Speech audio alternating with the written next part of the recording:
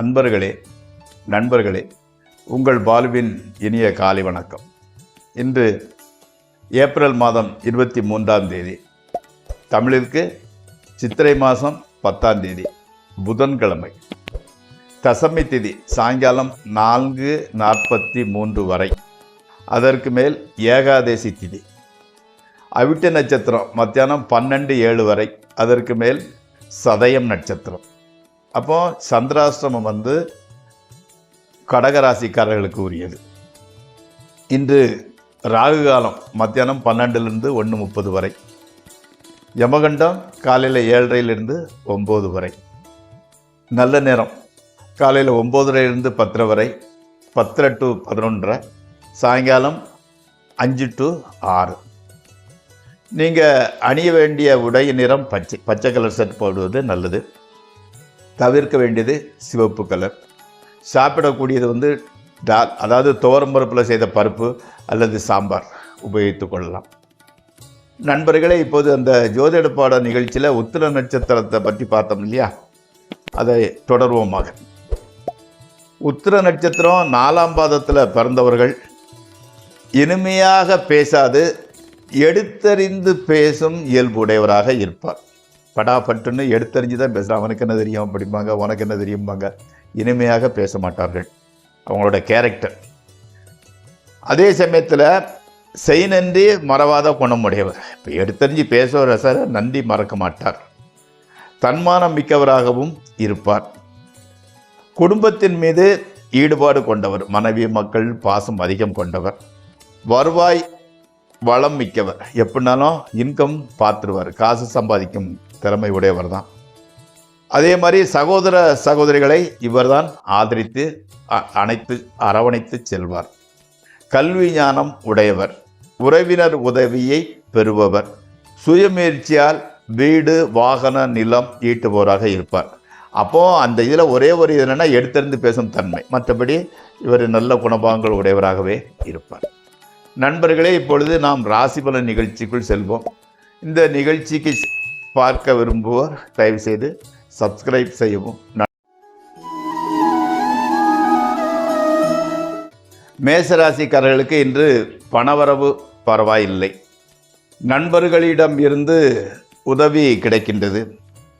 பெரியோர்கள் மேலதிகாரிகள் உதவி செய்பவர்களாக இருக்கின்றார்கள். வெளியூர் பிரயாணங்களினால் நல்ல பலன்களே கிடைக்கின்றது. கணவன் மனைவி உறவு சுமூகமாகவே செல்கின்றது. அடுத்து ரிஷபராசி. மனைவி மக்களால் மகிழ்ச்சி ஏற்படுகிறது. பொருள் வரவு, பெரியோர்கள் ஆதரவு, உறவினர்கள் நண்பர்கள் எதிர்பாராத உதவி செய்வது, மகிழ்ச்சியான நிகழ்ச்சிகள் அமைவது போன்றவை நடக்கின்றன. அதாவது ஸ்பெக்குலேஷன், ட்ரேடிங் ஆகியவற்றின் மூலம் ஓரளவு லாபமே வருகிறது. கணவன் மனைவி உறவு ஓகே, எந்த விதமான பிரச்சனையும் இல்லாமல் செல்கின்றது. அடுத்து மிதுன ராசி. கொஞ்சம் பிரச்சனைக்குரியான நாள். அதனால் கொஞ்சம் எச்சரிக்கையுடன் நடந்து கொண்டு விட்டால் கெட்ட பெயர், கௌரவ குறைவு உண்டாகாது. அதிலிருந்து தப்பித்து கொள்ளலாம். பொருள் இழப்பு கூட உண்டாகக்கூடும். என்று உத்தியோகம் பார்ப்பவர்களுக்கு உயர் அதிகாரிகளின் தொந்தரவு ஏற்படக்கூடும்.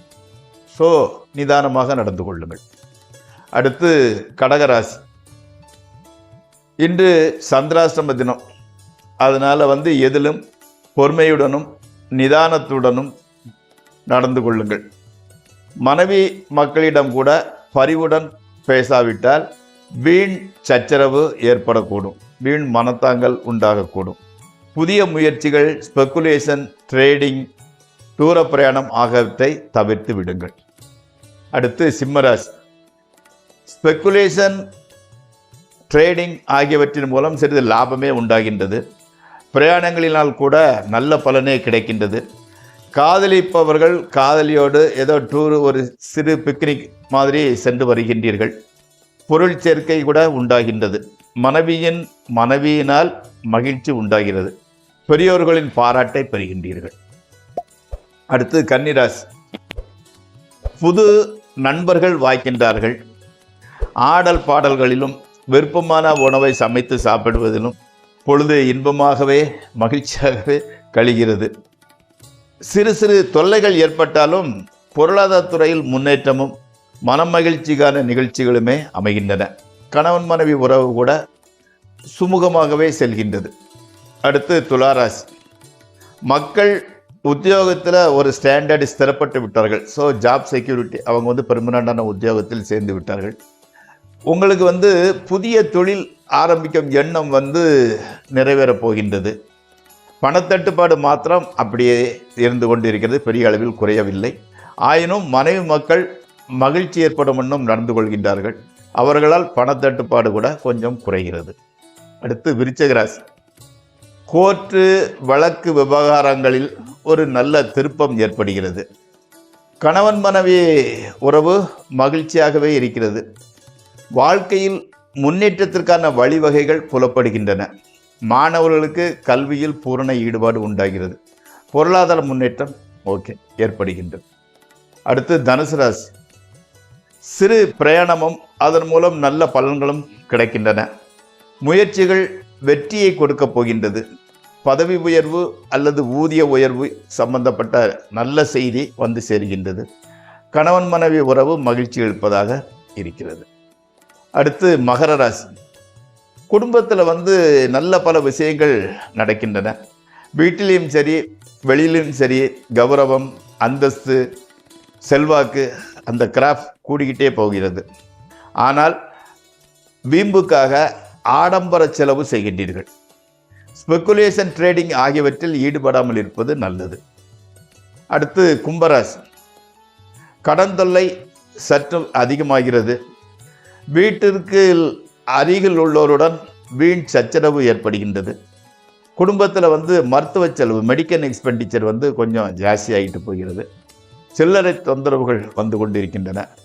நீங்கள் அதை சீரியஸாக எடுத்துக்கொள்ள மாட்டீர்கள், எடுத்துக்கொள்ளவில்லை.